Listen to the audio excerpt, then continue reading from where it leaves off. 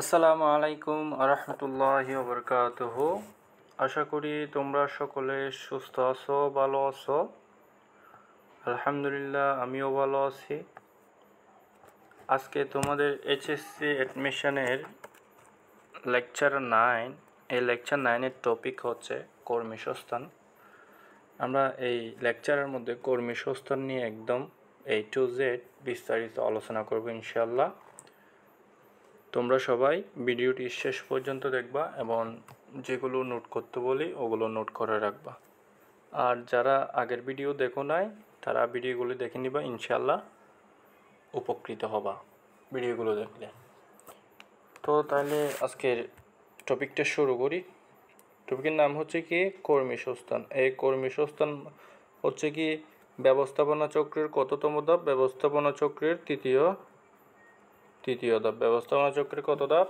তৃতীয় ধাপ। আর এই কর্মসংস্থান হচ্ছে কি সংগঠনের পরে কর্মসংস্থানের স্থান, অর্থাৎ শুরুতে একটা পরিকল্পনা করবে, পরিকল্পনা করার পর সংগঠন করবে, সংগঠনের পরবর্তী ধাপ হলো কর্মসংস্থান। সংগঠনের পরবর্তী ধাপ কি? কর্মসংস্থান। আচ্ছা, কর্মসংস্থান কাকে বলে? আমরা যেহেতু কর্মসংস্থান পড়তেছি, কর্মসংস্থান কাকে বলে হচ্ছে কি কর্মী সংগ্রহ, কর্মী নির্বাচন, কর্মী নিয়োগ ও তাদেরকে প্রশিক্ষণ প্রদান করাকে কর্মসংস্থান বলে। কি?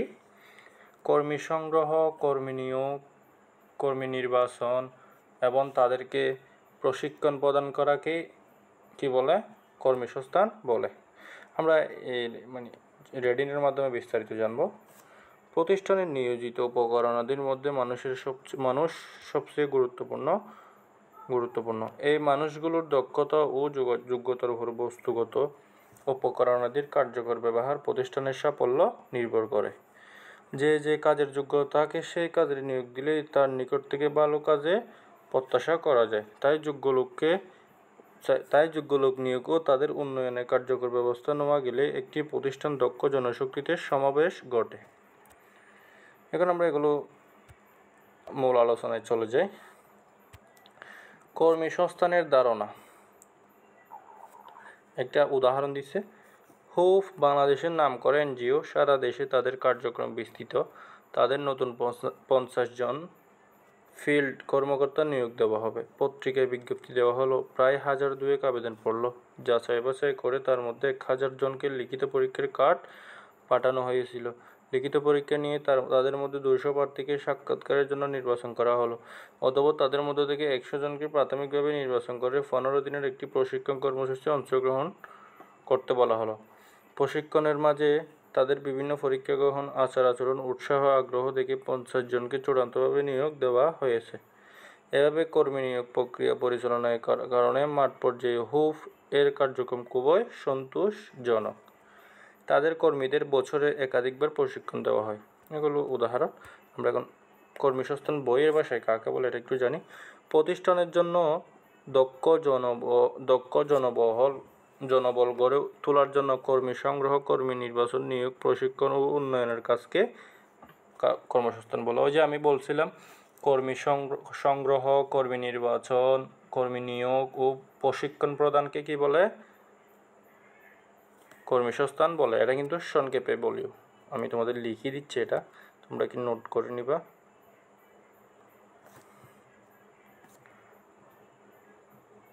কর্মী সংগ্রহ,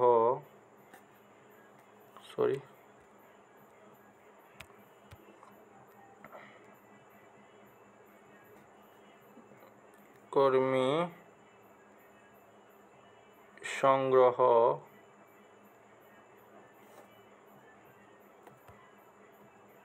কর্মী নিয়োগ,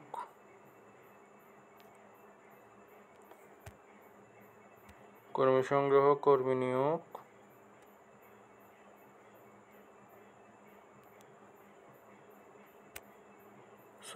কর্মী নির্বাচন। কর্মী সংগ্রহ, কর্মী নির্বাচন,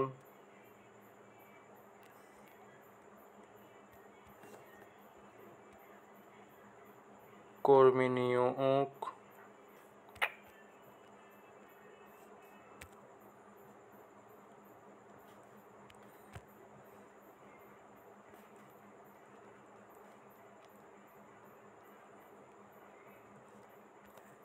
কর্মী নিয়োগ ও প্রশিক্ষণ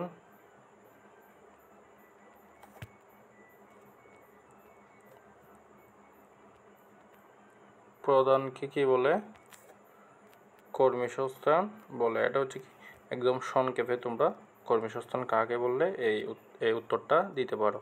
বা কর্মীসংস্থান কাকে বলে এটা কিন্তু পরীক্ষার মধ্যে আসে জ্ঞানমূলক প্রশ্নের মধ্যে। এটা তোমরা লিখে নাও, কর্মী সংগ্রহ, কর্মী নির্বাচন, কর্মী নিয়োগ ও প্রশিক্ষণ প্রদানকে কি বলে? কর্মীসংস্থান বলে। আমি মুছে দিচ্ছি, তোমরা নোট করে রাখি এগুলো।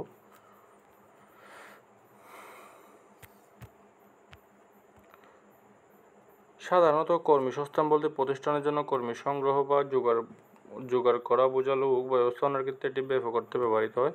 প্রতিষ্ঠানের লোক লাগবে কিনা, লাগলে কোন পর্যায়ে কী মানব কত সংখ্যক লোক প্রয়োজন তা নির্ভরপূর্বক কোন উৎস থেকে পরিমিত সংখ্যক নিয়োগ প্রত্যাশী ব্যক্তিবর্গের নির্বাচন প্রক্রিয়া নিয়ে আসা হবে, কোন উপায়ে কীভাবে তাদের মধ্যে থেকে যোগ্য প্রার্থীদের বাছাই বা নির্বাচন করা হবে, তাদের কোন প্রক্রিয়ায় চূড়ান্ত নিয়োগপত্র দেওয়া হবে, যোগ্য জনশক্তি হিসেবে কাজে লাগানোর জন্য তাদের কোন ধরনের প্রশিক্ষণ উন্নয়ন, এগুলো হচ্ছে কি ব্যবস্থাপনার ভাষায় কর্মীসংস্থানের সংজ্ঞা।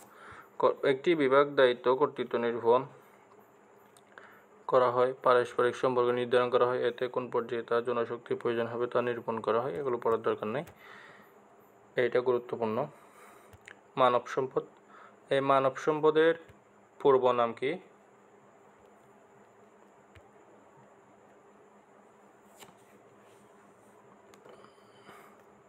মানব সম্পদের পূর্ব নাম হচ্ছে কি পার্সোনাল ম্যানেজমেন্ট। কি? Personal management.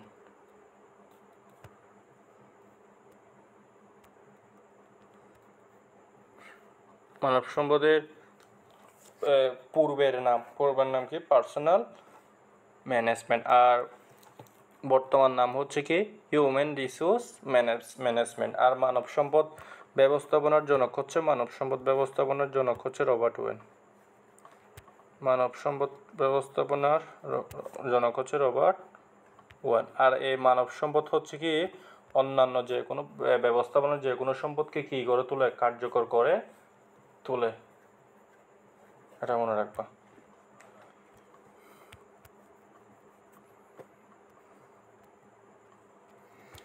সম্পদ বলতে উৎপাদনের কাজে লাগে এমন কিছুকে বোঝায়। সম্পদ বলতে কি উৎপাদনের কাজে লাগে এমন কিছুকে বোঝায়। উৎপাদন বলতে বিনিময়যোগ্য উপযোগ সৃষ্টিকে বোঝায়, যা মানুষের অভাব পূরণের সামর্থ্য। অর্থ, যন্ত্রপাতি, কাঁচামাল, জমি ইত্যাদি হলো সম্পদ, কারণ তা উৎপাদনের কাজে লাগে। মানুষ নিঃসন্দেহে বড় সম্পদ, কারণ এই মানুষ বস্তুগত উপকরণাদি ব্যবহার করে উৎপাদন কার্য পরিচালনা করে। একজন ব্যক্তি 3টি সন্তান, এগুলো উদাহরণ তোমরা পড়ে নিও। আমরা এখন মানব সম্পদ ব্যবস্থাপনা অর্থাৎ হিউম্যান রিসোর্স ম্যানেজমেন্ট এবং কর্মীসংস্থান নিয়ে আলোচনা করব।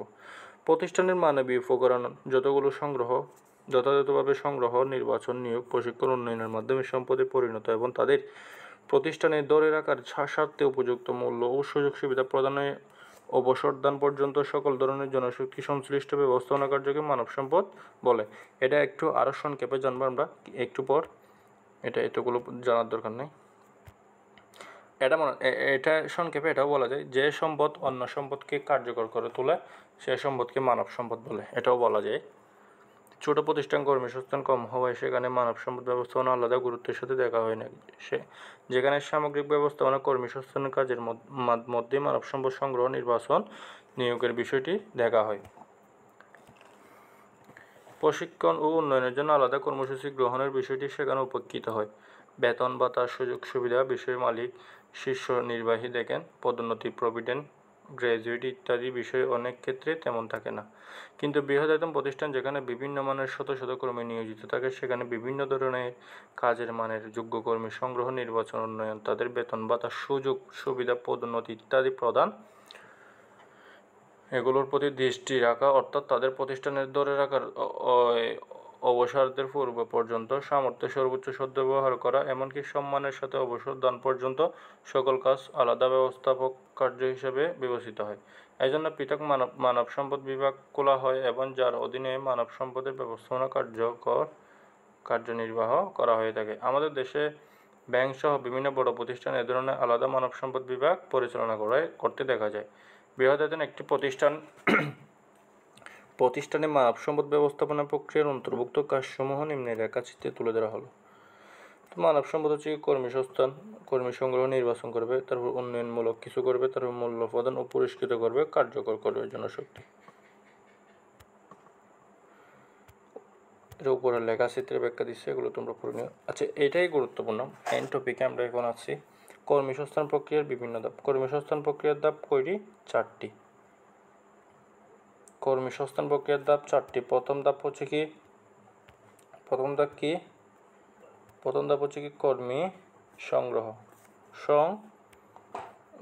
প্রথম ধাপ কি? কর্মী সংগ্রহ। আর শেষ ধাপ বললে এটা হচ্ছে কি প্রথম ধাপ কর্মসংস্থান প্রক্রিয়ার। আরেকটা হচ্ছে কি যদি বলে, আর শেষ ধাপ হচ্ছে কি প্রশিক্ষণ প্রদান হচ্ছে কি শেষ ধাপ। আর কর্মসংস্থান প্রক্রিয়ার ধাপ কয়টি? 4টি। শুরুটা হচ্ছে কি কর্মী সংগ্রহ, দ্বিতীয়টা হচ্ছে কি কর্মী নির্বাচন, তৃতীয়টা হচ্ছে কি কর্মী নিয়োগ, চতুর্থ হচ্ছে কি নিয়োগকৃত কর্মী যারা আছে তাদেরকে কি দেওয়া? প্রশিক্ষণ দেওয়া। কর্মসংস্থানের প্রক্রিয়া বিভিন্ন ধাপ। প্রতিষ্ঠানের জন্য উপযুক্ত কর্মী নিয়োগ বা জোগাড় করাকে কাজকে কর্মসংস্থান বলে। এটাও দিতে পারো। প্রতিষ্ঠানের জন্য উপযুক্ত কর্মী নিয়োগ বা জোগাড় করাকে কি বলে? জোগাড় করার কাজকে কর্মসংস্থান বলে। প্রতিষ্ঠানের বিভিন্ন পর্যায়ে কখন কী ধরনের কোন মানের কত সংখ্যক কর্মীর প্রয়োজন হবে তা নির্দিষ্টপূর্বক যথাযথ উৎস থেকে কর্মী সংগ্রহ, আগত কর্মীদের মধ্যে থেকে উপযুক্ত কর্মী নির্বাচন, নিয়োগ ও স্থাপনা এবং প্রয়োজনীয় প্রশিক্ষণের মাধ্যমে সর্বস্তরে উপযুক্ত জনশক্তির সংস্থান বা ব্যবস্থা করাকে কর্মসংস্থান। এগুলো লম্বা পড়ার দরকার নাই। এই তো এটা হচ্ছে কি কর্মী সংগ্রহ হচ্ছে কি কর্মসংস্থানের প্রথম ধাপ। কর্মসংস্থানের প্রক্রিয়ার কর্মী সংগ্রহ একটি গুরুত্বপূর্ণ পদক্ষেপ। এর উদ্দেশ্য হলো প্রতিষ্ঠানের প্রয়োজনীয় পূর্ব নির্দিষ্ট মান অনুযায়ী যোগ্যতা জনশক্তি কোন উৎস থেকে সংগ্রহ করা যাবে তা খুঁজে বের করা এবং উক্ত উৎস থেকে প্রয়োজনীয় জনশক্তি কর্মী নির্বাচনের সুবিধার্থে প্রতিষ্ঠানের পর্যন্ত আনার ব্যবস্থা করা। কর্মী সংগ্রহের প্রক্রিয়ার প্রতিষ্ঠানের বিভিন্ন বিভাগ হতে কর্মী নিয়োগকালে রিকুইজিশন সংগ্রহ, উক্ত কর্মীদের মান নির্বাচন, উৎস নির্ধারণ, উৎস অনুযায়ী বিভিন্ন বিজ্ঞপ্তি প্রদান এবং সম্ভাব্য চাকরি প্রার্থীদের মধ্যে মনে উৎসাহ সৃষ্টি, তাদেরকে আবেদন করতে উৎসাহিত করা পর্যন্ত ব্যাপকৃত। অর্থাৎ কর্মী সংগ্রহ মানে হচ্ছে কি কোথায় থেকে কর্মী সংগ্রহ করা যাবে, মানে কোন উৎস থেকে, অভ্যন্তরীণ উৎস নাকি বাহ্যিক উৎস থেকে কর্মী সংগ্রহ করা যাবে, এগুলো নিয়ে মানে এই ধাপের মধ্যে কি করা হয়? বিশ্লেষণ করা হয়। মানে কোন ব্যবস্থা থেকে মানে নির্বাচনের সুবিধাতে প্রতিষ্ঠান পর্যন্ত আনা যাবে, কর্মীদেরকে প্রতিষ্ঠান পর্যন্ত আনাকে কি বলে? কর্মসংস্থান বলে। কর্মী নির্বাচন কি? এটা হচ্ছে কি সাধারণত কর্মী নির্বাচন বলতে নতুন কর্মী নিয়োগ করার প্রক্রিয়াকে বোঝায়। অর্থাৎ কোনো কাজ সঠিকভাবে সম্পাদনের জন্য যে সকল যোগ্যতা ও কর্মতা সম্পন্ন কর্মীর প্রয়োজন হয় সেই মতো কর্মী বাছাই নিয়োগ কার্যকে নির্বাচন বলা হয়। কর্মসংস্থানের ক্ষেত্রে কর্মী সংগ্রহ হলো নির্বাচনের জন্য সম্ভাব্য কর্মীদের প্রতিষ্ঠান পর্যন্ত নিয়ে আসা। অর্থাৎ কর্মী সংস্থান মানে কি? মানে উপযোগ্য কর্মীদের কি প্রতিষ্ঠান পর্যন্ত নিয়ে আনাই হলো কি কর্মী সংগ্রহ। আর কর্মী নির্বাচন মানে কি? আগত যে কর্মীগুলো প্রতিষ্ঠান পর্যন্ত আসবে, আগত চাকরি প্রার্থীদের মধ্যে থেকে প্রয়োজন অনুযায়ী যোগ্য কর্মী কি করবে? নিয়োগের ব্যবস্থা করবে। অর্থাৎ কর্মী নির্বাচন তবে হচ্ছে কি যোগ্য কর্মী যে আছে তাকে নিয়োগের ব্যবস্থা করবে। পদোন্নতির জন্য কর্মী বাছাই করা নির্বাচন প্রক্রিয়ার অধীন। পদোন্নতির জন্য কর্মী বাছাই করা ও নির্বাচন প্রক্রিয়ার অধীন। নিয়োগ অর্থাৎ কর্মী নিয়োগ। তৃতীয় ধাপে কী করা হয়? কর্মী নিয়োগ করা হয়। কর্মী নির্বাচনের প্রক্রিয়ার কোনো নির্দিষ্ট ব্যক্তিকে নিয়োগদানের সিদ্ধান্ত গৃহীত হলো। অর্থাৎ কর্মীদেরকে প্রতিষ্ঠান পর্যন্ত আনা হচ্ছে কি কর্মী সংগ্রহ। আর ওই কর্মীদের থেকে চূড়ান্তভাবে যে যোগ্য বলে বিবেচিত হবে তাকে আলাদা করাই হচ্ছে কি কর্মী নির্বাচন। তারপরে কি করা? নিয়োগ করবে এখানে। অর্থাৎ নির্বাচনে যে সকল কর্মীকে আলাদা করা হয়েছে, যোগ্য বলে মনে হয়েছে, তাদেরকে কি করবে? নির্দিষ্ট তারা যে যেখানে দক্ষ তাদেরকে সেক্ষেত্রে কী করা হবে, নিয়োগ করা হবে। গৃহীত হলে তা কার্যকর করার জন্য যে প্রক্রিয়া অবলম্বন করা হয় তাকে কর্মী নিয়োগ বলে। নিয়োগপত্র ইস্যু, যোগদান গ্রহণ, যথাস্থানে কাজ নিয়োগ, সর্বোপরি কর্মীর চূড়ান্ত বা স্থায়ীভাবে নিয়োগদান পর্যন্ত কার্যপ্রক্রিয়াকে কর্মী নিয়োগ হিসেবে গণ্য করা হয়। বৃহদায়তন প্রতিষ্ঠানসমূহে অনেক সময় একই মানের অনেক কর্মী একত্রে নিয়োগ দেওয়া হয়। সেক্ষেত্রে কোন কর্মী কোন ধরনের কাজের জন্য ভালো করবে সেটাই বুঝে নিয়োগ করার প্রয়োজন পড়ে, যা কর্মী স্থাপনা নামে গণ্য। ব্যাংক বা সরকারি অধিদপ্তরসমূহ অনেক সময় এক্ষেত্রে অনেক কর্মী নিয়োগ দেওয়া হয়, যাদের কোনো শাখায় বা অফিসে যোগদান করতে বলে তাও স্থাপনার সাথে সম্পর্কযুক্ত। চতুর্থ ধাপ বা শেষ ধাপ কি? প্রশিক্ষণ, অর্থাৎ যারা নিয়োগকৃত কর্মী পাবে, যারা প্রতিষ্ঠানে নিয়োগ দেওয়া হবে তাদেরকে কী বলবে, প্রশিক্ষণের মাধ্যমে তাদের কী করা হবে, দক্ষতা বৃদ্ধি করা হবে। সাধারণত কী কোনো কিছু হাতে নাতে শেখাকে কী বলে? পেশাগত শিক্ষাদান। হাতে নাতে শেখানো বা পেশাগত শিক্ষাদানকে প্রশিক্ষণ বলে। ব্যাপক অর্থে প্রতিষ্ঠানে নিয়োজিত কর্মীদের দক্ষতা বৃদ্ধির জন্য হাতে নাতে কাজ শেখানোর কাজের ব্যাপারে বিস্তারিত অবাহিতকরণ ও উদ্ধৃতকরণ প্রক্রিয়াকে প্রশিক্ষণ বলা হয়। প্রশিক্ষণ হলো কর্মী উন্নয়নের একটি আনুষ্ঠানিক উপায়। এটা মনে রাখবা, প্রশিক্ষণ হলো কর্মী উন্নয়নের একটি আনুষ্ঠানিক উপায় বা পদ্ধতি। কার্যকর তত্ত্বাবধান, উত্তম ব্যবহার, আর্থিক ও অনার্থিক সুযোগ সুবিধা ইত্যাদি কর্মীদের কার্যসন্তুষ্টি ও উন্নয়নে ভূমিকা রাখলেও কর্মীর কার্যদক্ষতা বাড়াতে প্রশিক্ষণের কোনো বিকল্প নেই। উল্লেখযোগ্য হচ্ছে কি, মানব সম্পদ ব্যবস্থাপনার কাজ হিসাবে যখন কর্মসংস্থান আলোচিত হয়, প্রশিক্ষণ ও উন্নয়নকে আলাদা কাজ হিসাবে দেখানো হয়, কিন্তু সাধারণ প্রতিষ্ঠানসমূহ কর্মসংস্থানের কাজ সামগ্রিক ব্যবস্থাপনা কার্যের একটি অংশ বিবেচিত হওয়ায় যোগ্য কর্মী জোগাড়কে প্রশিক্ষণ কর্মসংস্থান প্রক্রিয়ার অন্তর্ভুক্ত দেখানো হয়ে থাকে। এখন আমরা ওই 4টি প্রক্রিয়া পদক্ষেপ কর্মসংস্থানের ওগুলো আলাদা আলাদাভাবে বিশ্লেষণ করব। যেমন কর্মী সংগ্রহ, এটা একটু উদাহরণ দিছে, উদাহরণটা আমরা পড়ব না।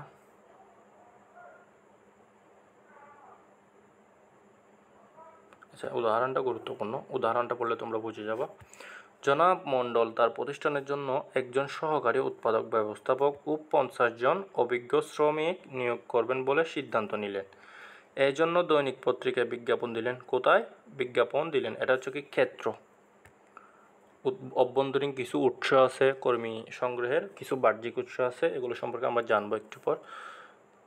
শ্রমিকরা পত্রিকা পড়ে না, তাই বিজ্ঞাপনও তারা দেখেনি। ফলে মুখে মুখে শুনে জনাব 50 নিয়োগ লাভের ইচ্ছুক শ্রমিক সাক্ষাৎকারে হাজির হলো,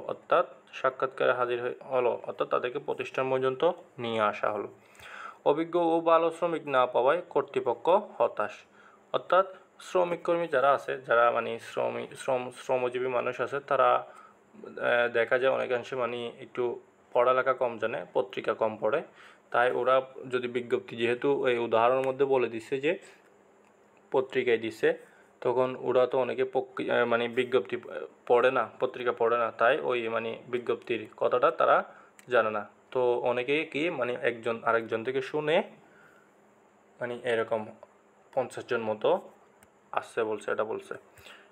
তাই তাদের মধ্যে কিন্তু অভিজ্ঞ ও ভালো শ্রমিক না পাওয়া কি কর্তৃপক্ষ হতাশ। অন্যদিকে সহকারী উৎপাদক ব্যবস্থাপক পদে নিয়োগের জন্য 100 জন হাজির, অর্থাৎ একটা পদের জন্য কিন্তু 100 জন চলে আসছে।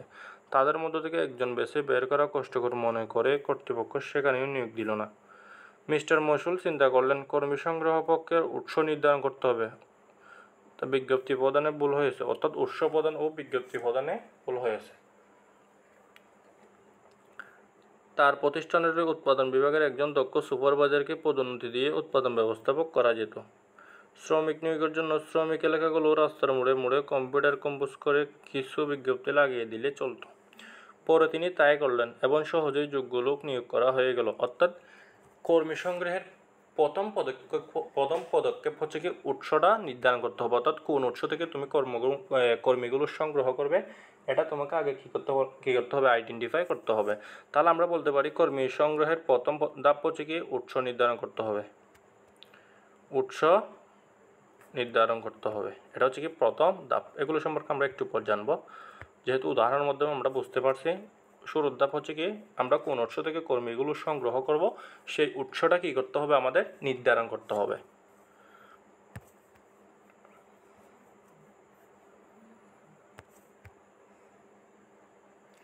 প্রয়োজনীয় সংখ্যক যোগ্য কর্মী নির্বাচনের জন্য কাম্য সংখ্যক নিয়োগ প্রত্যাশী উপযুক্ত প্রার্থীকে নির্বাচনী প্রক্রিয়া নিয়ে আসার কাজকে কর্মী সংগ্রহ বলে। অর্থাৎ এটাও লিখতে পারো প্রয়োজনীয় সংখ্যক যোগ্য কর্মী নির্বাচনের জন্য কাম্য সংখ্যক নিয়োগ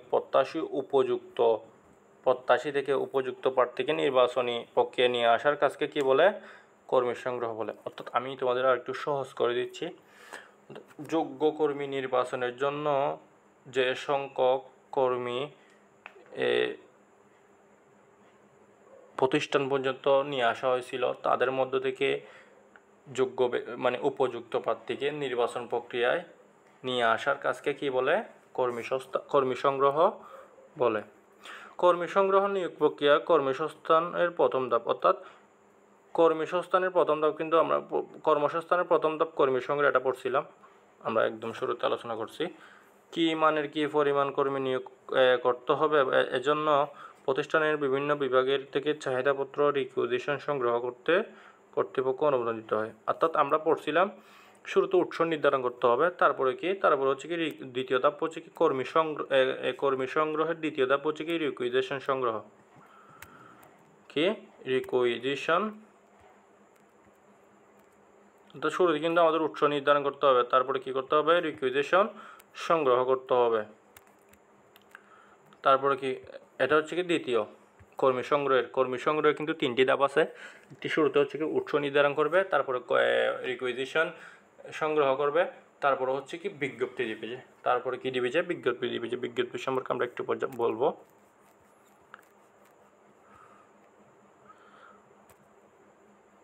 অভ্যন্তরীণ উৎস থেকে লোক নিয়োগের সিদ্ধান্ত নিলে সেক্ষেত্রে আর বিজ্ঞপ্তি দেওয়ার প্রয়োজন হয় না, কিন্তু বাহ্যিক উৎস থেকে কর্মী সংগ্রহের সিদ্ধান্ত নেওয়া হলে সেক্ষেত্রে কাম্য সংখ্যক নিয়োগ প্রত্যাশী উপযুক্ত আবেদনকারীর যাতে নিয়োগ প্রক্রিয়া আসতে পারে সেই জন্য বিজ্ঞপ্তি দেওয়া হয়। অর্থাৎ কর্মীর উৎস দুই ধরনের হতে পারে। একটা হচ্ছে অভ্যন্তরীণ উৎস থেকে কর্মী সংগ্রহ করতে পারে, অর্থাৎ অভ্যন্তরীণ বলতে কি প্রতিষ্ঠানে যে আগের কর্মীগুলো ছিল তাদের মধ্য থেকে কিছু ব্যক্তি কি পদোন্নতি দিয়ে উপরের স্তরে তুলে দেওয়া যায়।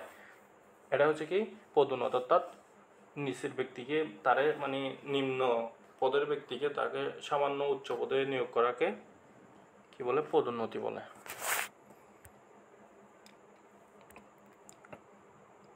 উচ্চ পর্যায়ে কর্মী নিয়োগের ক্ষেত্রে পত্রিকায় বিজ্ঞপ্তি দেওয়া হয়। উচ্চ পর্যায়ের কর্মী নিয়োগের ক্ষেত্রে অবশ্যই পত্রিকায় বিজ্ঞপ্তি দেওয়া। এক্ষেত্রে অবশ্যই খেয়াল রাখতে হবে যে নিয়োগ প্রত্যাশার জন্য তাদের কি যোগ্যতা থাকতে হবে, নিয়োগ প্রাপ্ত হলে কি কি সুবিধা সে সম্পর্কে জানতে পারে। এই প্রক্রিয়ায় প্রয়োজনীয় অতিরিক্ত এগুলো পড়াতে হবে না। আমরা এখন জানবো হচ্ছে কর্মী সংগ্রহ প্রক্রিয়ার ধাপ।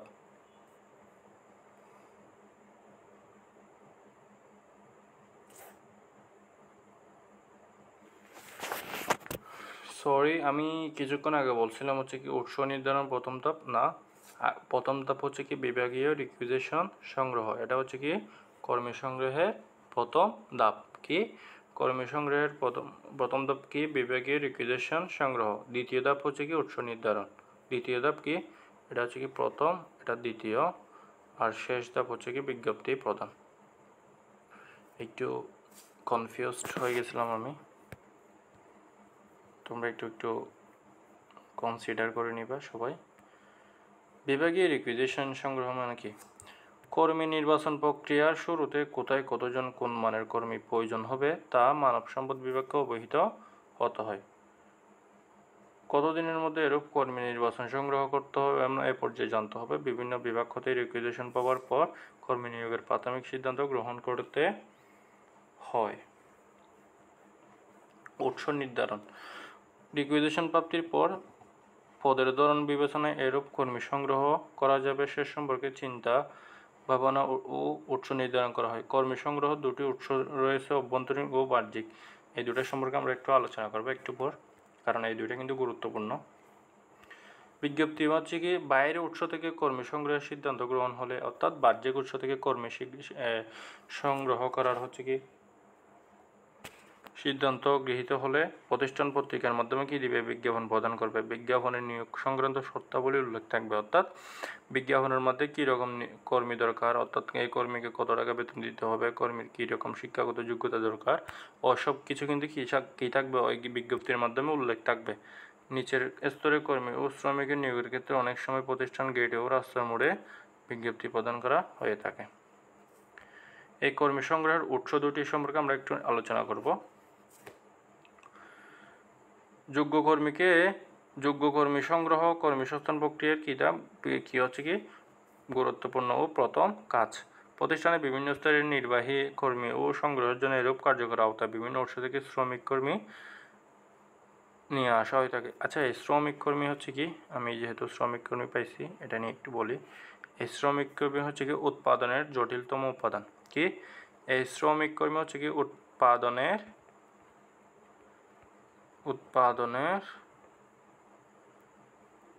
জটিলতম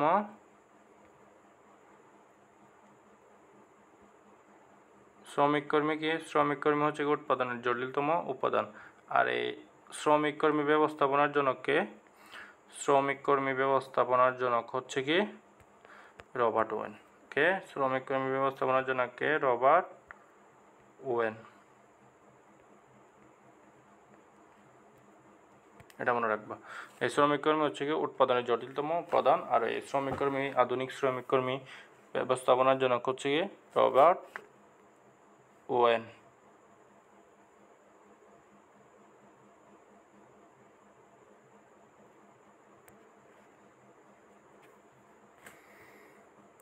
আমরা এখন অভ্যন্তরীণ উৎস সম্পর্কে জানব। আমি এখানে বলার আগে তোমাদের একটু মুখে বলে দিই, পদোন্নতির অপর নাম হচ্ছে কি পদাবনতি। কি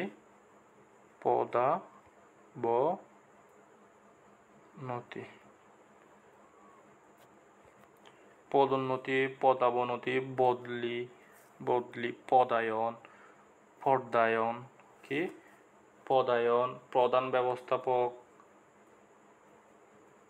বিভাগীয় ব্যবস্থাপক, নিয়োজিত কর্মীর সুপারিশ, শ্রমিক সংঘের সুপারিশ,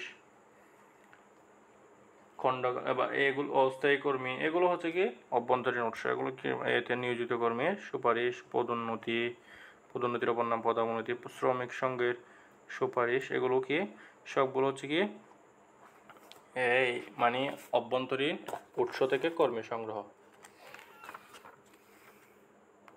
আরও আছে হচ্ছে কি বদলিও আছে, কি মানে এক পদ থেকে অন্য পদে বদলি করা, এটাকে বোঝে।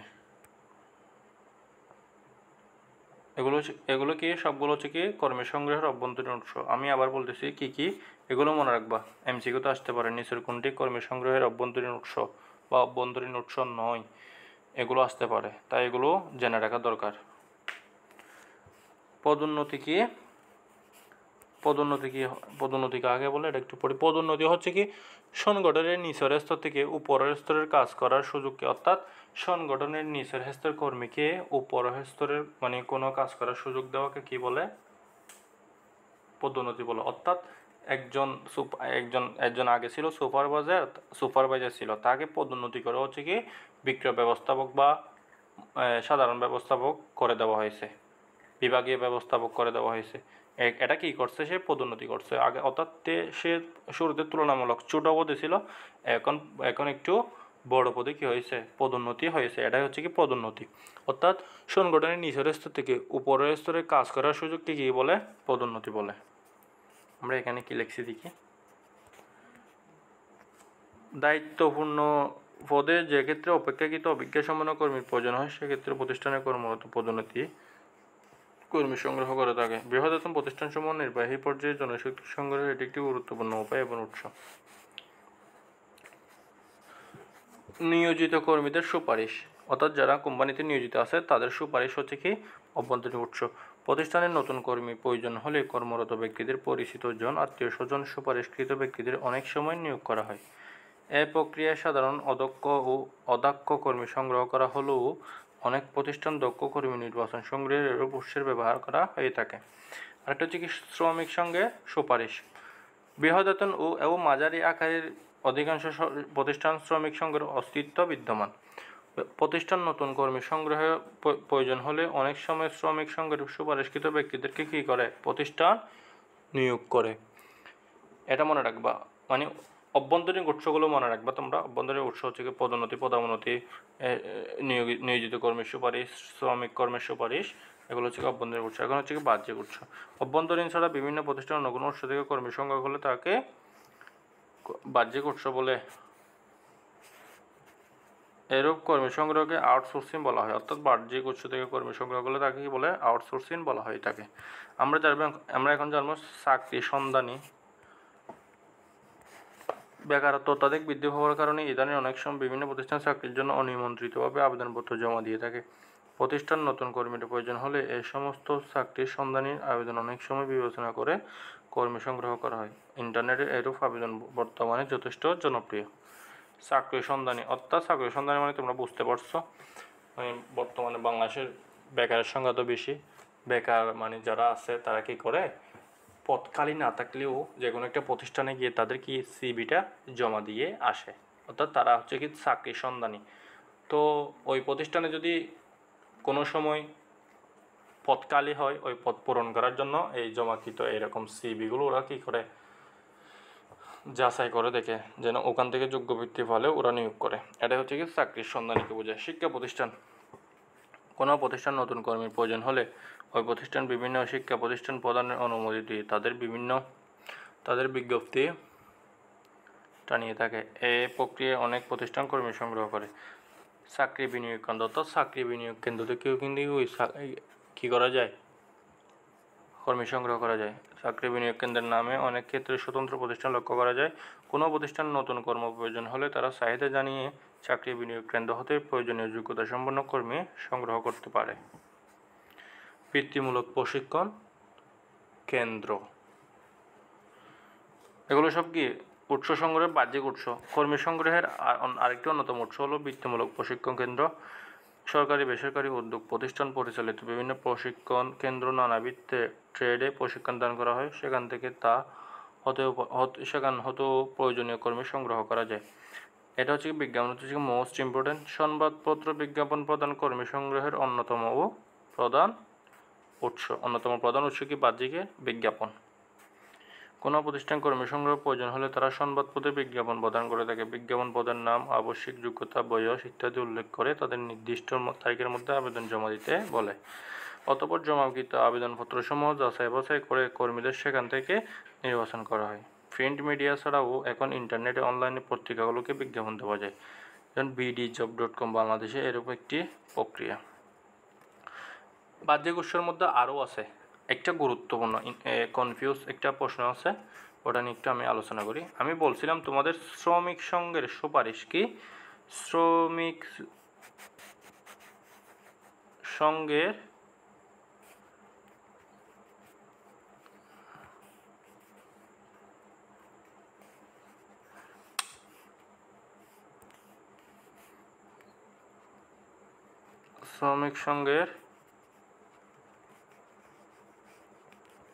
সুপারিশ, শ্রমিক সংঘের সুপারিশ এটা হচ্ছে কি অভ্যন্তরীণ উৎস। কি অভ্যন্তরীণ উৎস, এটা হচ্ছে কি অভ্যন্তরীণ উৎস। শ্রমিক সংঘের সুপারিশ যদি বলে শুধুমাত্র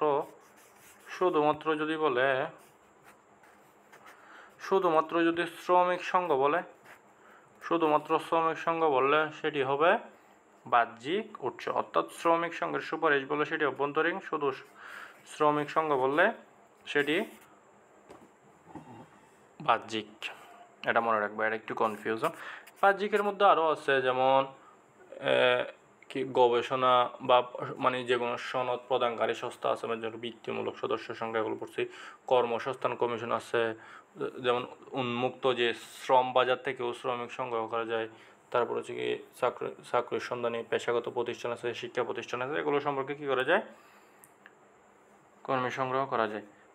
এই পদোন্নতির বৃত্তি আছে তিনটি, আবার আমরা পদোন্নতি পড়ছি না, পদোন্নতির কয়টি বৃত্তি আছে, পদোন্নতির হচ্ছে এগুলো এখানে দিয়ে আছে কিনা আমি দেখি একটু।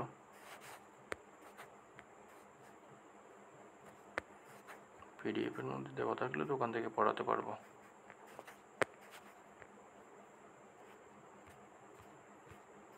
আচ্ছা আমি এমনি পড়াই।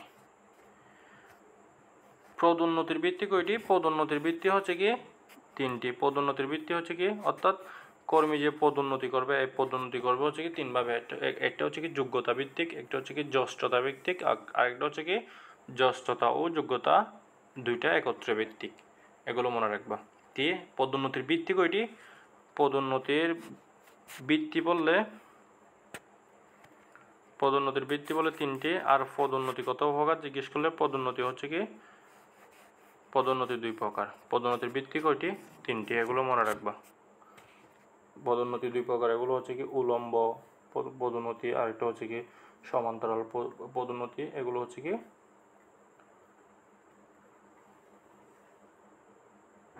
পদোন্নতি মানে ভিত্তি আর পদোন্নতি দুই প্রকার এগুলো। এখন সুবিধা অসুবিধা আছে। এই সুবিধাগুলো ব্যাখ্যাগুলো তোমরা পড়ে নিবা, আমি ট্রামগুলো তোমাদের বলে দিচ্ছি। প্রতিষ্ঠানের কোনো শূন্যপদ পূরণের জন্য এই কর্মী সংগ্রহ এটা লিখতে পারো, এটা সহজ আছে। প্রতিষ্ঠানে কোনো শূন্যপদ পূরণের জন্য অভ্যন্তরীণ বা বাহ্যিক থেকে কর্মী সংগ্রহ ও বা কর্মজনের শক্তির মাধ্যমে কর্মী সংগ্রহের অভ্যন্তরীণ উৎস থেকে কর্মী সংগ্রহ বলে। সুবিধাসমূহ কি? আনুগত্য প্রতিষ্ঠা, যোগ্য কর্মী সংগ্রহ, মনোবল উন্নয়ন, এগুলো সুবিধা। শ্রমিক ঘূর্ণায়মান হ্রাস, ব্যয় হ্রাস, নৈতিকতার মান উন্নয়ন, কাজে স্বাভাবিক রক্ষা, প্রাতিষ্ঠানিক সম্পর্কের উন্নয়ন, এগুলো সবগুলো হচ্ছে কি সুবিধা।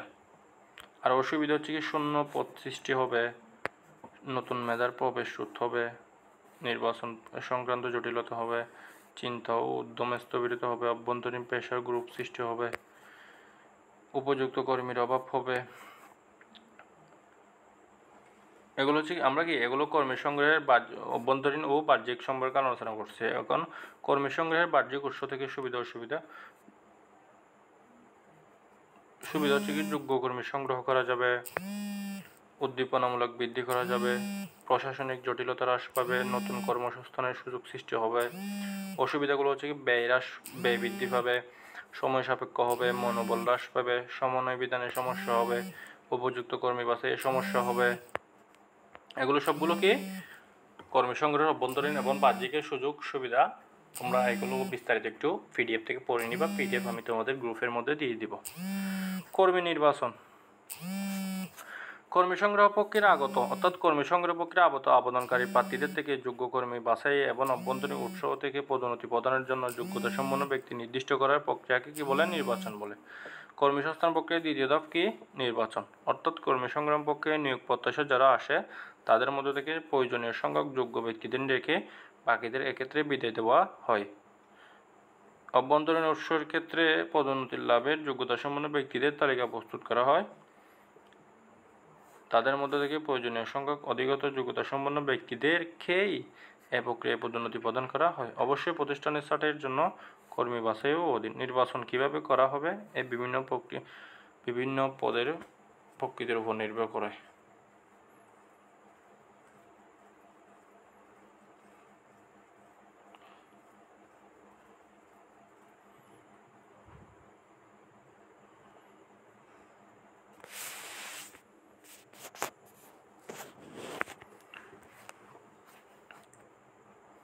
এরও একটু পড়ে নিবা তোমরা। পদে নিয়োগের ক্ষেত্রে আমাদের দেশে ব্যাংকসমূহ জুনিয়র অফিসারের নিয়োগের ক্ষেত্রে সরকারি বিসিএস ক্যাডার বা নন ক্যাডার পদে নিয়োগের ক্ষেত্রে নির্বাচন প্রক্রিয়া আবেদনপত্র যাচাই বাছাইয়ের পর যোগ্য প্রার্থীকে লিখিত ও মৌখিক পরীক্ষা নিয়ে যোগ্য প্রার্থী বাছাই এবং নির্বাচন করা হয়। তবে ছোট প্রতিষ্ঠান সাধারণত কর্তৃপক্ষ একটি নিয়োগ বোর্ড বা কমিটি গঠন করে দেয়। এই বোর্ড প্রার্থীদের সাক্ষাৎকার গ্রহণপূর্বক নানা প্রশ্নের মাধ্যমে প্রয়োজনীয় বিষয়গুলো জানার চেষ্টা করে, অথবা সকলের মতামতের ভিত্তিতে প্রদত্ত নাম্বারের ভিত্তিতে যোগ্য কর্মী বাছাই করা হয়। কর্মী নির্বাচনের পদ্ধতি আছে।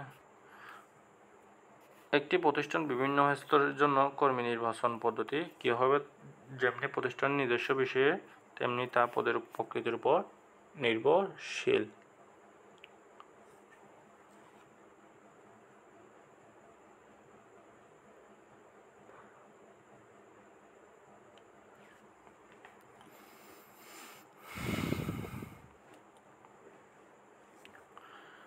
কর্মী সংগ্রহের অর্থাৎ সাধারণত কর্মী নির্বাচন বলতে বাহ্যিক উৎস থেকে কর্মী সংগ্রহকে বোঝায়। কর্মী সংগ্রহের বিভিন্ন পদ্ধতি সম্পর্কে আমরা আলোচনা করি। আবেদনপত্র গ্রহণ ও বাছাই, এটা হচ্ছে কি কর্মী নির্বাচনের প্রথম ধাপ। কর্মী নির্বাচনের প্রথম ধাপ কি? আবেদনপত্র গ্রহণ ও যাচাই। সাধারণত বিজ্ঞাপন বা বিজ্ঞপ্তি সাড়া দিয়ে আবেদনকারীরা লিখিত আবেদন করে। এই আবেদনপত্র গ্রহণের মাধ্যমে নির্বাচন প্রক্রিয়া শুরু হয়। আবেদনপত্র পাওয়ার পর তাতে কোনো ভুল ত্রুটি রয়েছে কিনা তা পরীক্ষাপূর্বক উপযুক্ত আবেদনপত্র বাছাই করা হয়ে থাকে। আবেদনপত্র সংখ্যা বেশি হলে সেক্ষেত্রে যোগ্যতার মানদণ্ডে পরিবর্তন এনে কাম্য সংখ্যক প্রার্থী পরবর্তী পরীক্ষায় নিয়ে আসা হয়। আরেকটা হচ্ছে নিযুক্ত পরীক্ষায় অংশগ্রহণের আমন্ত্রণপত্র ইস্যু। বাছাই প্রক্রিয়ায় সে সকল প্রার্থীদের আবেদনপত্র গৃহীত হয় তাদেরকে নিয়োগ পরীক্ষায় অংশগ্রহণে আমন্ত্রণ জানিয়ে এ পর্যায়ে চিঠি ইস্যু করা হয়ে থাকে। অর্থাৎ তাদের কি করবে? কর্মী নির্বাচনে আবেদনপত্র যাচাই করবে, তারা বলছে কি নিযুক্ত পরীক্ষায় অংশগ্রহণের আমন্ত্রণপত্র কি করবে? ওদের ইস্যু করবে। এটা হচ্ছে কি দ্বিতীয় ধাপ। নিযুক্ত পরীক্ষা বা সাক্ষাৎকারের অনুষ্ঠান তারিখ সময় ইত্যাদি সম্পর্কে ওদের জানানো হবে। তারপরে কি হবে? নিযুক্ত পরীক্ষা গ্রহণ করা হবে। পরীক্ষা কি করা হবে? গ্রহণ করা হবে।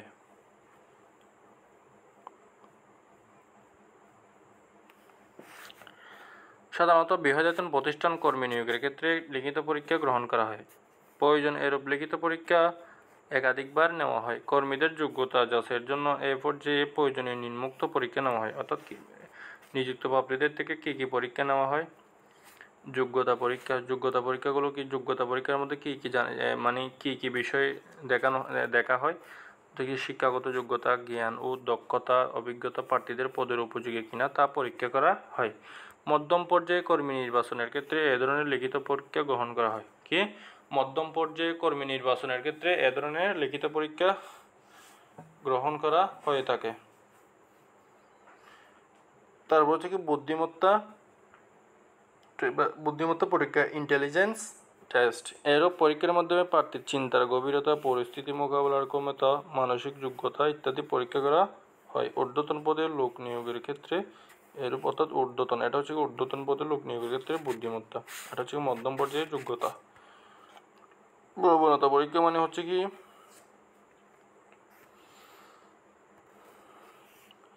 এরূপ পরীক্ষা দ্বারা কর্মীর যোগ প্রবণতা, এটা মোস্ট ইম্পর্টেন্ট। প্রবণতা পরীক্ষার ইংলিশ টার্মটা কি? Aptitude test. কর্মীকে যোগ প্রবণতা এবং কোন কাজের জন্য সে আগ্রহী বেশি যোগ্যতা পরিমাপ করা হয়। কাজের প্রতি অনাগ্রহী কোনো কর্মী নিয়োগ করা হলে তার নিকট থেকে দক্ষতার প্রত্যাশা করা যায় না। ব্যক্তিত্ব পরীক্ষা, এর মাধ্যমে প্রার্থীর পছন্দ অপছন্দ, অভ্যাস রুচি কী করা হয়? পরীক্ষা করা হয়। এই চারটা কিন্তু গুরুত্বপূর্ণ, এটা একটু আমরা বারবার রিভিজ দিবা। তারপরে সাক্ষাৎকার গ্রহণ করবে, এটা হচ্ছে কর্মী নির্বাচনের চতুর্থ ধাপ। নিয়োগের জন্য লিখিত পরীক্ষা গ্রহণের পর যারা পরীক্ষায় উত্তীর্ণ হয় তাদের সাক্ষাৎকারের গ্রহণ করা হয়ে থাকে। অবশ্য লিখিত পরীক্ষায় ফলাফল প্রদানের আগেও সাক্ষাৎকার নেওয়া যায়। যে ক্ষেত্রে লিখিত পরীক্ষা গ্রহণ করা হয় না সেক্ষেত্রে সরাসরি এরূপ সাক্ষাৎকার মৌখিক পরীক্ষা গ্রহণ করা হয়। সংক্ষিপ্ত সময়ের জন্য এরূপ সাক্ষাৎকার নেওয়া হলেও এর মাধ্যমে সরকারি কর্মীর জ্ঞান, যোগ্যতা, আচার-আচরণ, অন্যবিধ অবস্থা জানা যায়। এখন হচ্ছে কি প্রাথমিক নির্বাচন করবে। লিখিত পরীক্ষা সাক্ষাৎকারের ভিত্তিতে কোনো প্রার্থী যোগ্য বলে বিবেচিত হলে তাকে প্রাথমিকভাবে নির্বাচন করা হয়। এক্ষেত্রে লিখিত পরীক্ষা বা সাক্ষাৎকার অথবা উভয়ের ভিত্তিতে মেধা তালিকা তৈরি করে তার মধ্যে থেকে নির্বাচন কার্য সম্পন্ন করা হয়। অবশ্য অনেক ক্ষেত্রে এরূপ নির্বাচন সংবাদ প্রার্থীকে জানানো হয় না। ব্যক্তিগত ইতিহাস, তারপর কী করবে? নিজের ব্যক্তিগত ইতিহাস কী করবে? অনুসন্ধান করবে। প্রাথমিক নির্বাচনের পর অথচ চূড়ান্ত নিয়োগদানের পূর্বে অনেক সময় প্রার্থীর অতীত ইতিহাস সম্পর্কে তথ্য সংগ্রহ করা হয়। সাধারণভাবে প্রার্থীর আবেদনপত্র যে পরিচয় সূত্রে উল্লেখ থাকে সেখান থেকে তথ্য সংগ্রহ করা হয়ে থাকে। প্রার্থীর বর্তমান ও স্থায়ী ঠিকানা, কর্মস্থল, শিক্ষাদান প্রতিষ্ঠানগুলি, স্থায়ী প্রতিষ্ঠান থেকে কর্মী অতীত ইতিহাস সম্পর্কে জানা যায়। তারপর হচ্ছে কি ডাক্তারি পরীক্ষা। এ পর্যায়ে প্রার্থীকে শারীরিক সুস্থতা ও সামর্থ্য পরিমাপ করার জন্য ডাক্তারি পরীক্ষা করা হয়। কারণ প্রার্থীর শারীরিক সুস্থতা ও যোগ্যতার উপর কর্মকর্তার বিশেষ নির্ভর করে।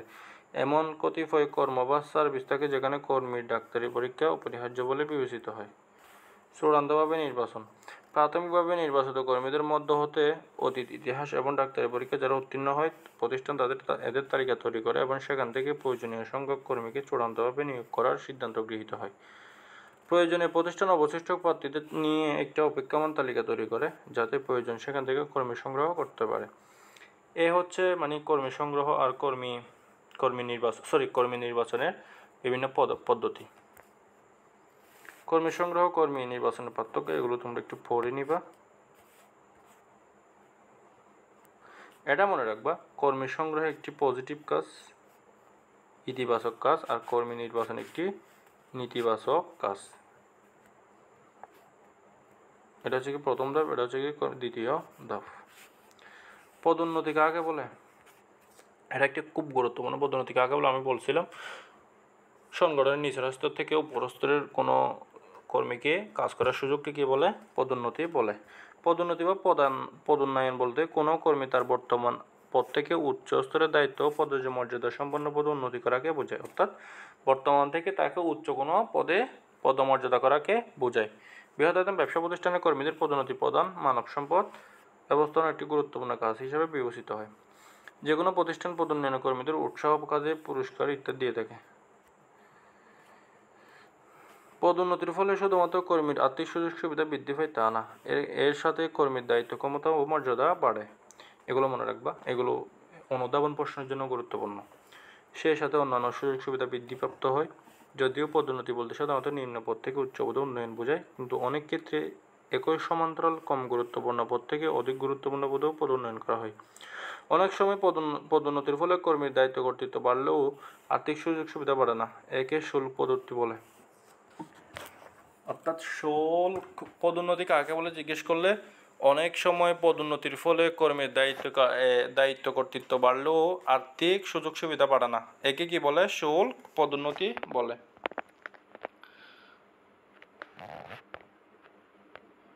তারপর আমরা পদোন্নতির ভিত্তি জানবো। পদোন্নতির ভিত্তি আমরা জানছিলাম কত? 3। মানব সম্পদ ব্যবস্থাপনা শ্রমিক পদোন্নতি বেশ জটিল ও স্পর্শনীয় বিষয়। এর উদ্দেশ্য হলো সুদক্ষ কর্মী সংরক্ষণ, উত্তম কার্যের পুরস্কার প্রদান, কর্মীদের মানসিক শক্তি অক্ষুণ্ণ রাখা। এই উদ্দেশ্য অর্জনের জন্য বিভিন্ন প্রতিষ্ঠান পদোন্নতি প্রদানের নানারূপ পদ্ধতি অনুসরণ করে। নিম্নে এক্ষেত্রে অনুসরণ পদ্ধতি আলোচনা করা হলো। ভিত্তি 2টি। একটি হচ্ছে কি জ্যেষ্ঠতার ভিত্তিতে পদোন্নয়ন। আমি বলছিলাম কোনো পদ হতে উচ্চতর পদে কাউকে পদোন্নতির ক্ষেত্রে যদি চাকরির মেয়াদ বিবেচনা বা বয়োজ্যেষ্ঠ ব্যক্তিকে নির্বাচন করা হয়, তবে তাকে জ্যেষ্ঠতার ভিত্তিতে পদোন্নয়ন বলে। অর্থাৎ কোনো পদ থেকে মানে উচ্চতর পদে নিয়োগ করার সময় যদি ওই প্রতিষ্ঠান চাকরির মেয়াদ বিবেচনায় মানে ওই প্রতিষ্ঠানের মধ্যে যে ব্যক্তি দীর্ঘদিন যাবৎ কাজ করে আসছে, ওরকম যদি ব্যক্তি যদি কি করে নির্বাচন করে থাকে, তখন তাকে কি বলে? জ্যেষ্ঠতার ভিত্তিতে পদোন্নয়ন বলে বিবেচনা করা হয়। সেই জন্য এক্ষেত্রে সুস্পষ্ট নীতি অপরিহার্য। পদ্ধতিগতভাবে এটি অন্যান্য তুলনায় বেশ সহজ। অবশ্যই মেয়াদ বিবেচনায় অনেক জটিলতা দেখা দিতে পারে। জ্যেষ্ঠতার বিচারে নিম্ন বিষয়টি বিবেচনা করতে হবে কি? চাকরি হিসাবে মোট কার্যকাল, বর্তমান প্রতিষ্ঠানের মোট কার্যকাল, বর্তমান প্রতিষ্ঠানের বিশেষ পদের মোট কার্যকাল, স্থায়ী কর্মী হিসেবে স্থায়ী পদের মোট কার্যকাল। এগুলো হচ্ছে কি জ্যেষ্ঠতা। 2 হচ্ছে যোগ্যতা বা মেধার ভিত্তিতে। পদোন্নতি পাওয়ার তালিকায় অন্তর্ভুক্ত ব্যক্তিদের মধ্য থেকে অধিকতর যোগ্যতা ও মেধাসম্পন্ন ব্যক্তিকে নির্বাচন করাকে কি বলে? যোগ্যতা ও মেধাভিত্তিক পদোন্নয়ন বলে। এই পদ্ধতি তুলনামূলক জটিল হলেও যোগ্যতাসম্পন্ন কর্মীরা এতে উৎসাহিত হয় এবং কম যোগ্যতাসম্পন্ন কর্মীরা নিজ যোগ্যতা অর্জনে সচেষ্ট হয়। যোগ্যতা যাচাই নিম্নোক্ত বিষয়গুলো বিবেচ্য: আনুষ্ঠানিক শিক্ষা, ব্যবহারিক শিক্ষা, প্রশিক্ষণ, স্থায়ী পদে থাকাকালীন কার্যকাল, চাকরি অবস্থা সংগৃহীত। এগুলো হচ্ছে কি যোগ্যতা ও মেধার ভিত্তিতে। এখন হচ্ছে কি জ্যেষ্ঠতা ও যোগ্যতার পদোন্নতি। যোগ্য ব্যক্তি বাছাইকালে প্রতিষ্ঠানের সম্ভাব্য ব্যক্তিদের মধ্য থেকে ব্যক্তির চাকরিকাল এবং যোগ্যতা উভয় বিষয়টি বিবেচনা নিয়ে পদোন্নতি প্রদান করাকে কি বলে? যোগ্যভিত্তিক পদোন্নতি বলে। জ্যেষ্ঠভিত্তিক ও যোগ্যভিত্তিক দুটি পদোন্নতির পদ্ধতি অসুবিধা দূরপূর্বক সর্বাধিক সুবিধা অর্জনের জন্য উভয় পদোন্নতি সংমিশ্রণ করা হয়। আমরা দুটি পদোন্নতির ভিত্তি সম্পর্কে, এগুলো আছে কিনা একটু দেখি। ওয়াইট, আমি পদোন্নতির ভিত্তিগুলো দিয়েছি কিনা দেখি। আচ্ছা, পদোন্নতির ভিত্তি 2টি আমি বলছিলাম, উলম্ব আর হচ্ছে কি সমান্তরাল। এই দুটো তোমরা মনে রাখবে একটু। এখন আমরা জানবো কি কর্মী নিয়োগ। কি কর্মী নিয়োগ? কর্মী নির্বাচন প্রক্রিয়া বিভিন্ন পরীক্ষা নিরীক্ষা এবং খোঁজখবর গ্রহণের পর যখন কোনো নির্দিষ্ট ব্যক্তিকে যে কোনো পদে নিয়োগ দানের সিদ্ধান্ত গৃহীত হয় তখন তা কার্যকর করার জন্য যে প্রক্রিয়া অবলম্বন করা হয় তাকে কি বলে? কর্মী নিয়োগ বলে। নিয়োগপত্র ইস্যু, যোগদান গ্রহণ, যথাস্থানে কাজ নিয়োগ,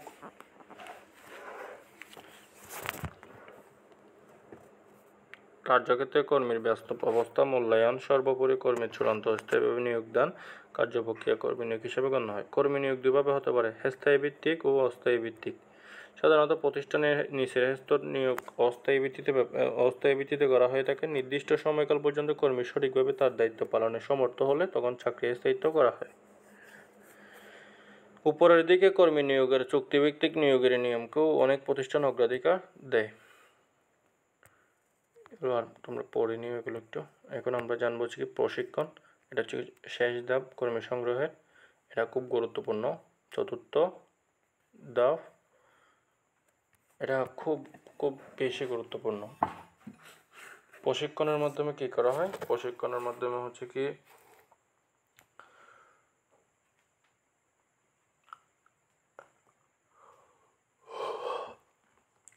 প্রশিক্ষণের মাধ্যমে কি করা হয়? প্রশিক্ষণের মাধ্যমে কর্মীর কার্যদক্ষতা বৃদ্ধির কৌশলকে কার্যদক্ষতা বৃদ্ধির প্রয়াস চালানো হয়। অর্থাৎ কর্মীর কার্যদক্ষতা বৃদ্ধির কৌশলকে কি বলে? প্রশিক্ষণ বলে। উদাহরণগুলো তোমরা পড়ে নিও। প্রশিক্ষণের ফলাফল হাতে নাতে পেয়ে ব্যাংকার কর্মীর কার্যদক্ষতা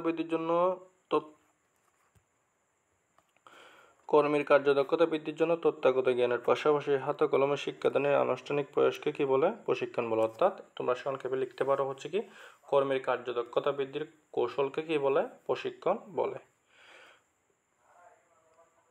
ব্যাপক করতে এগুলো পড়ার দরকার নেই। প্রশিক্ষণ হলো কর্মী উন্নয়নের আনুষ্ঠানিক উপায় বা পদ্ধতি। এখন প্রশিক্ষণ হলো কর্মীর দক্ষতা বা সামর্থ্য বৃদ্ধির আনুষ্ঠানিকতা, যোগ্যতা, ব্যক্তির সাথে কর্মীর মানসিক উৎকর্ষতা। এগুলো হচ্ছে কি প্রশিক্ষণের কিছু বৈশিষ্ট্য। প্রতিষ্ঠানের যোগ্য কর্মী বাহিনী গঠনের অন্যতম উপায়। প্রশিক্ষণ কর্মীদের অধিকতর দায়িত্ব গ্রহণ করতে সক্ষম। প্রশিক্ষণের গুরুত্ব। আচ্ছা, প্রশিক্ষণ করলে কি কি হবে? প্রশিক্ষণ করলে অবশ্যই দক্ষতা বৃদ্ধি পাবে। দক্ষতা মানে কি? দক্ষতা মানে হচ্ছে কি একটা প্রতিষ্ঠান সবসময় প্রয়োজনীয় দক্ষতা সম্পন্ন কর্মী সংগ্রহ করতে পারবে এমন নয়। তাই নিয়োগের পরে কর্মরত অবস্থায় পর্যায়ক্রমে উচ্চতর প্রশিক্ষণ ব্যবস্থা করা হয়। দক্ষতা বলতে হচ্ছে কি প্রতিষ্ঠানের কর্মীদের প্রশিক্ষণের মাধ্যমে কোনো একটা কাজে নির্দিষ্ট কাজে দক্ষ করে তোলাই হচ্ছে কি দক্ষতা। পারদর্শী করে তোলাই হচ্ছে কি দক্ষতা।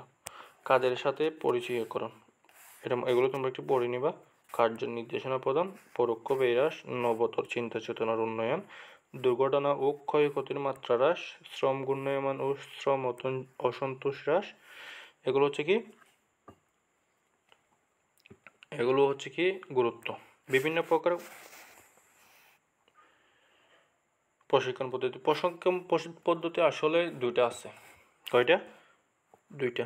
একটা হচ্ছে কি কাজের মাধ্যমে কি প্রশিক্ষণ, অর্থাৎ কাজের মাধ্যমে প্রতিষ্ঠান যে দেওয়া আছে, দেখো কাজের মাধ্যমে প্রতিষ্ঠান, সেটাকে বলা হচ্ছে কি অন দ্য জব। আরেকটা হচ্ছে কি কাজের বাহিরে প্রশিক্ষণ। কি কাজের বাহিরে প্রশিক্ষণ? একটা হচ্ছে কি কাজের মাধ্যমে প্রশিক্ষণ, একটা হচ্ছে কি কাজের বাইরে প্রশিক্ষণ। কাজের বাইরে প্রশিক্ষণ কি ইংলিশে কি বলা হচ্ছে কি অফ দ্য জব ট্রেনিং।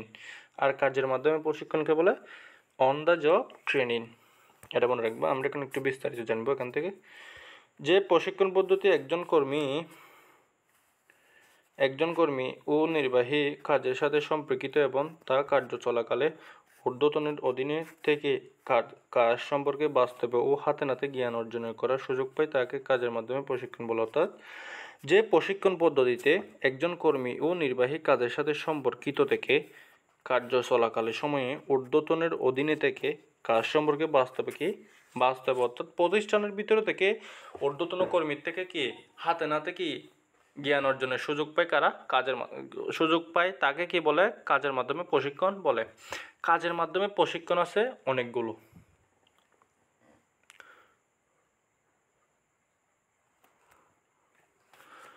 এগুলো হচ্ছে কি 1 নম্বর শিক্ষানিবেশ প্রশিক্ষণ। এগুলো মনে রাখবা, এমসিকিউ তো আসতে পারে। নিচের কোনটি কাজের বাইরে প্রশিক্ষণ, নিচের কোনটি কাজের মাধ্যমে প্রশিক্ষণ, অর্থাৎ নিচের কোনটি on the job, of the job এরকম জিজ্ঞেস করতে পারে। তো শিক্ষানবিশ সালামে এগুলো কি কাজের মাধ্যমে প্রশিক্ষণ বা অন দ্য জব। স্থায়িত্ব নিয়োগ প্রত্যাশী নতুন কর্মীকে কারো অধীনে নির্দিষ্ট সময়ের পর্যন্ত কাজের সাথে সম্পর্কিত রেখে হাতে নাতে কাজ শেখানোর বা দক্ষতা বৃদ্ধির প্রয়াসকে শিক্ষানবিশ প্রশিক্ষণ বলে। এগুলো মনে রাখবা, আর এগুলো একটু তোমরা পড়ে নিও। পথ পরিবর্তন বা পদাবর্তন, এগুলো সবগুলো কি আমরা পড়তেছি এখন, এগুলো হচ্ছে কি কাজের মাধ্যমে প্রশিক্ষণ অর্থাৎ অন দ্য জব। একটা প্রতিষ্ঠান একই ধরনের পদমর্যাদায় বিভিন্ন ধরনের কাজ শেখানোর জন্য কর্মী এক টেবিল হতে অন্য টেবিলে বা এক অফিসে হতে অন্য অফিসে স্থানান্তরের মাধ্যমে প্রশিক্ষণ দেওয়ার প্রয়াসকে কি বলে? পদ পরিবর্তন বলে। ব্যবস্থাপক বা নির্বাহীদের মান উন্নয়নে পদ পরিবর্তন একটি উল্লেখযোগ্য প্রশিক্ষণ পদ্ধতি। এগুলো মনে রাখবা। এটা হচ্ছে প্রবেশনা, যে পদ্ধতিতে একজন প্রশিক্ষণার্থীকে একজন উচ্চ পর্যায়ে নির্বাহী বা বিশেষজ্ঞ কর্মীর অধীনে রেখে কার্যগত হাতে কলমে শিক্ষা দেওয়া হয় তাকে কি বলে? প্রবেশনা পদ্ধতি বলে।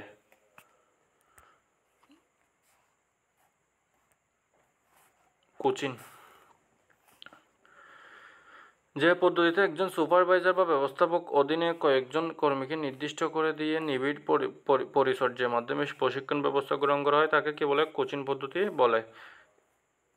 এতে পরীক্ষণার্থী কোনো কীভাবে হবে তা বলে দেওয়া হয় এবং প্রশিক্ষণার্থীরা নির্দেশিত পন্থায় কাজ করছে কিনা ঊর্ধ্বতন তা পর্যবেক্ষণ করে। আরেকটা হচ্ছে কি পর্যবেক্ষণ পদ্ধতি, যে প্রশিক্ষণ পদ্ধতিতে একজন নির্বাহী কর্মীর কাছ থেকে তার অধীনে ন্যস্ত প্রশিক্ষণার্থী কর্মীর কর্ম পর্যবেক্ষণ, সমস্যাগুলো প্রত্যক্ষণ এবং তা মোকাবেলার জন্য উপায় সম্পর্কে ধারণা নেন এবং পরবর্তী সংশোধন করে দেন তাকে পর্যবেক্ষণ পদ্ধতি বলে। এগুলো মনে রাখবা। আমি তোমাদের এটা একটু শর্টকাট টেকনিকের মাধ্যমে একটু তোমাদের পড়াই, যেহেতু তোমাদের একটু বেশি মনে থাকে। এখানে পড়াই। এগুলো কাজের বাইরে কাজের মাধ্যমে প্রশিক্ষণ অর্থাৎ অন দ্য জবের টেকনিক।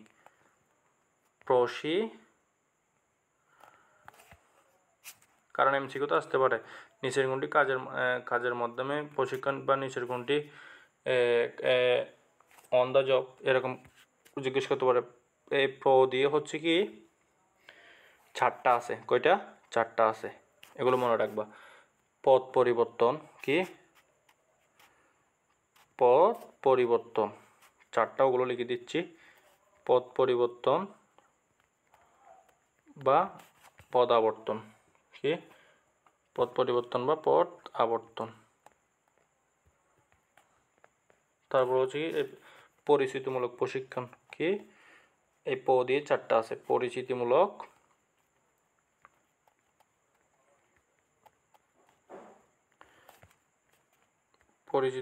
প্রশিক্ষণ। আরেকটা হচ্ছে কি পর্যবেক্ষণ পদ্ধতি কি?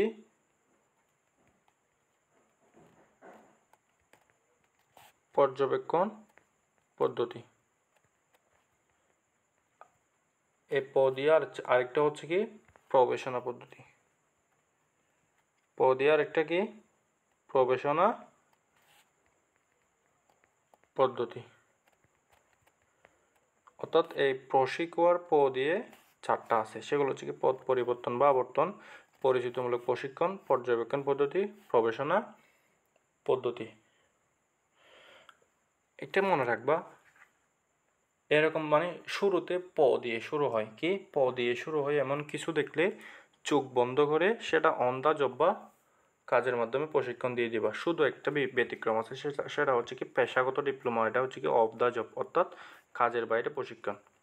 এটা ছাড়া আর যে কোনো কিছু যদি দিয়ে শুরু হয়েছে দেখো সেটা কি হবে? কাজের মাধ্যমে প্রশিক্ষণ বা অন দ্য জব ট্রেনিং। পেশাগত ডিপ্লোমা এটা শুধুমাত্র একটু ব্যতিক্রম, হচ্ছে কি কাজের বাইরে প্রশিক্ষণ বা অফ দ্য জব ট্রেনিং। এটা মনে রাখবা। আর এগুলো দিয়ে গেছে। আর তালবাস ঠিক আছে, তালবাস দিয়ে হচ্ছে কি শিক্ষানবিশ প্রশিক্ষণ, আর কো দিয়ে হচ্ছে কি কোশ্চিন, আর হকার হা দিয়ে হচ্ছে কি হাতে কলমে প্রশিক্ষণ। হাতে কলমে প্রশিক্ষণ কিন্তু কাজের মাধ্যমে প্রশিক্ষণের মধ্যে পড়ে। হাতে কলমে প্রশিক্ষণের নাম হচ্ছে কি ইন্টার্নশিপ। কি ইন্টার্নশিপ এটাও কিন্তু কি কাজের মাধ্যমে প্রশিক্ষণ, অর্থাৎ অন দ্য জব ট্রেনিং। এগুলো তোমরা মনে রাখবা, টেকনিকটা তোমরা লিখে রাখবা তোমাদের জন্য পরবর্তীতে আর মানে টেকনিক সহকারে পড়লে কোনো একটা কিছু বেশি মনে থাকে, সহজে বলে না ওই পড়াটার। এখন আমরা কাজের বাইরে প্রশিক্ষণ। যে প্রশিক্ষণ পদ্ধতিতে কর্মীদের কর্মকেন্দ্রের বাইরে সুন্দর নিরিবিলি পরিবেশ প্রশিক্ষণ দেওয়া হয় তাকে কাজের বাইরে প্রশিক্ষণ বলা হয়। এগুলো কি বক্তৃতা। যে পদ্ধতিতে নির্দিষ্ট হল ঘরে এবং স্থানে প্রশিক্ষণার্থীদের একত্র করে এক বা একাধিক বক্তা নির্দিষ্ট বিষয়ে বক্তব্য উপস্থাপন পূর্বক কর্মীদের জ্ঞান উন্নয়নের চেষ্টা করেন তাকে প্রশিক্ষণার্থীর বক্তব্য বলে। বক্তৃতা কিন্তু কি কাজের বাইরে, এগুলো মনে রাখবা। আলোচনা পদ্ধতি, এগুলো কাজের বাইরে। যে প্রশিক্ষণ পদ্ধতিতে বক্তা প্রশিক্ষণার্থীর সামনে শুধুমাত্র তার বক্তব্য উপস্থাপন করে না, সেই সাথে প্রশ্ন করার সুযোগ দেয় এবং তার উত্তর প্রদানের মাধ্যমে অধিক জ্ঞান দানের প্রয়াস চালায় তাকে আলোচনা পদ্ধতি বলে। সেমিনার, এই গুরুত্বপূর্ণ, এগুলো মনে রাখবা। জিজ্ঞেস করতে পারে সেমিনার অন দ্য জব নাকি অফ দ্য জব, বা নিচের কোনটি অফ দ্য জব, নিচের কোনটি অন দ্য জব, এগুলো এরকম এমসিকিউ তো আসে কিন্তু। সেমিনার হচ্ছে কি যে প্রশিক্ষণ পদ্ধতিতে একটি বিষয় বা এক বা একাধিক অধিবেশনের আলোচনার ব্যবস্থা রেখে প্রশিক্ষণার্থীদের ব্যাপক জ্ঞান অর্জনের সুযোগ দেওয়া হয় তাকে সেমিনার বলা হয়। এরূপ পদ্ধতি নির্বাচনের ক্ষেত্রে গুরুত্বপূর্ণ। এগুলো কি কাজের বাইরে। অধিবেশন, যে প্রশিক্ষণ পদ্ধতিতে একাধিক অধিবেশন বা প্রশিক্ষণার্থীগণ পূর্ব নির্ধারিত একাধিক বিষয়ে আলোচনা করেন, সংগ্রহ করে এবং বিভিন্ন সম্পর্কে জ্ঞান অর্জন করে তাকে কি বলে, অধিবেশন বলে। ঘটনা পদ্ধতি, যে পদ্ধতিতে প্রশিক্ষণার্থীদের সামনে কোনো একটা ঘটনা বিষয় তুলে ধরে সমস্যা অনুধাবন কী হতে পারে সে সম্পর্কে প্রত্যেককে লিখতে হবে বলা হয় তাকে ঘটনা পদ্ধতি বলে।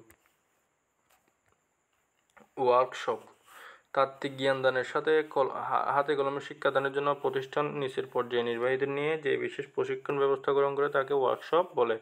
এক্ষেত্রে প্রশিক্ষক কোনো বিষয়ে প্রশিক্ষণার্থীদের সামনে উপস্থাপন করেন। প্রশিক্ষণার্থীরা উক্ত বিষয় নিয়ে নিজেদের মধ্যে ছোট ছোট দলে আলোচনা করে উক্ত বিষয় করণীয় নিজেদের প্রশিক্ষণস্থলে বসে নির্ধারণ করে। অনুভূতিপ্রবণ প্রশিক্ষণ, যে প্রশিক্ষণ পদ্ধতি বিভিন্ন প্রতিষ্ঠানের ঊর্ধ্বতন নির্বাহীদের মোটামুটি দীর্ঘ সময়ের জন্য একত্রিত করা হয় এবং মানবীয় আচরণ সম্পর্কিত বিভিন্ন সমস্যা উপস্থাপন করে প্রত্যেকের নিজস্ব মতামত তুলে ধরতে বলা হয় তাকে অনুভূতিপ্রবণ প্রশিক্ষণ বলে। আর নাট্য বিনয় পদ্ধতি, যে পদ্ধতিতে বিভিন্ন চরিত্রের কর্মী কোনো ব্যক্তি উপস্থাপিত বা সমস্যাতে প্রয়োজনীয় ভূমিকা পালন করতে বলা হয় তাকে কি বলে, নাট্যভূমিকা বলে। এগুলো সবগুলো কি কাজের বাইরে। অনলাইন শিক্ষা বা ট্রেডিং, কোনো নির্দিষ্ট প্রশিক্ষণ কেন্দ্র না যে ইন্টারনেট বা অনলাইনে প্রশিক্ষণ কর্মসূচি অনুসরণ করা তাকে অনলাইন বলে। এগুলো মনে রাখবা। এই সবগুলোই হচ্ছে কি কাজের বাইরে। আমি আবার বলতেছি কাজের ভিতরে কোনগুলো, কাজের বাইরে কোনগুলো, কারণ এগুলো গুরুত্বপূর্ণ। কাজের ভিতরে হচ্ছে কি শিক্ষা প্রশিক্ষা, এটা একটা শর্টকাট টেকনিক। প দিয়ে যে চারটি আছে সেগুলো হচ্ছে কি পদ পরিবর্তন বা আবর্তন, প্রবেশনা পদ্ধতি, পরিচালিতমূলক প্রশিক্ষণ, পর্যবেক্ষণ পদ্ধতি। আর তালবাস সহিকার দিয়ে হচ্ছে কি শিক্ষানবিশ প্রশিক্ষণ।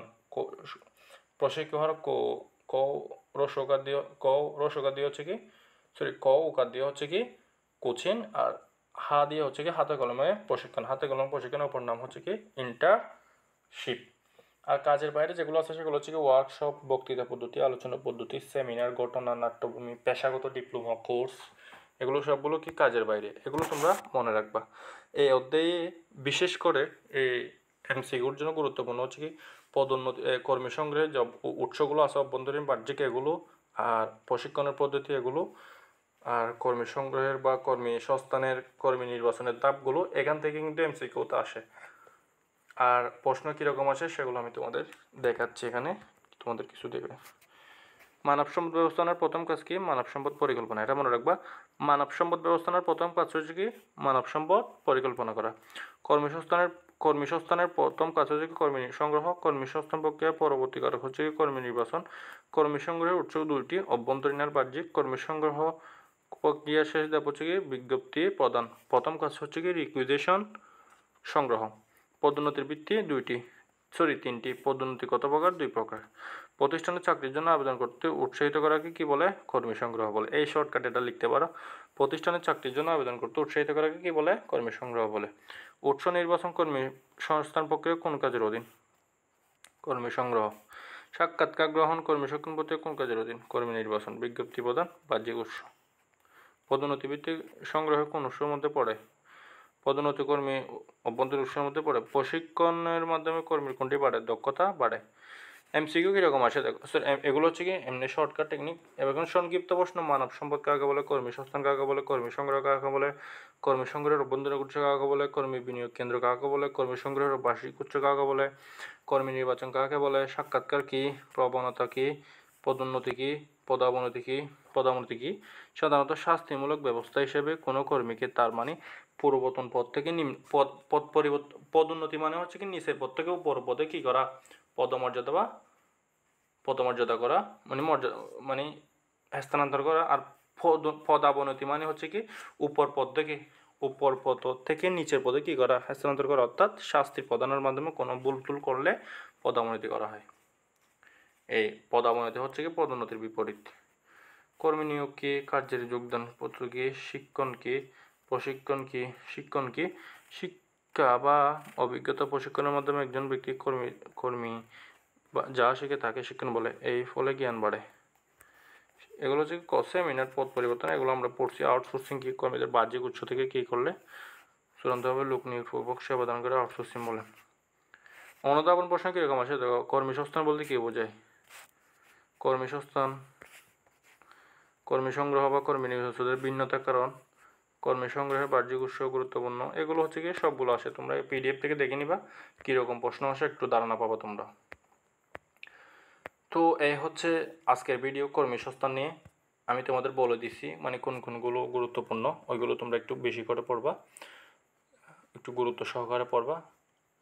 কারণ আমি যেগুলো বলছি পরীক্ষার মধ্যে আসলে ওইগুলোতে থেকেই আসে বেশিরভাগ। আর তোমরা প্রত্যেকটা অধ্যায়ের যে খ মানে জ্ঞানমূলক আর অনুধাবন প্রশ্নগুলো আছে, সৃজনশীলের নাম্বার বৃদ্ধি করার জন্য কিন্তু ওইগুলো শেখা খুব গুরুত্বপূর্ণ।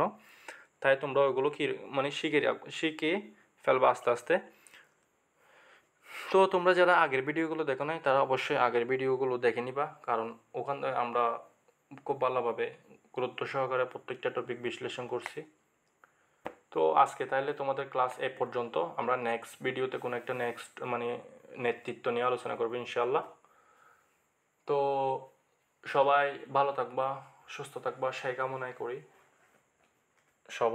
সবার যেন এসএসসি রেজাল্টটা ভালো হয় সেই দোয়াও করি। তোমরাও আমাদের জন্য দোয়া করিও এবং কমার্স প্রোর সাথে থাকিও। আল্লাহ হাফেজ। আসসালামু আলাইকুম ওয়া রাহমাতুল্লাহি ওয়া বারাকাতুহু।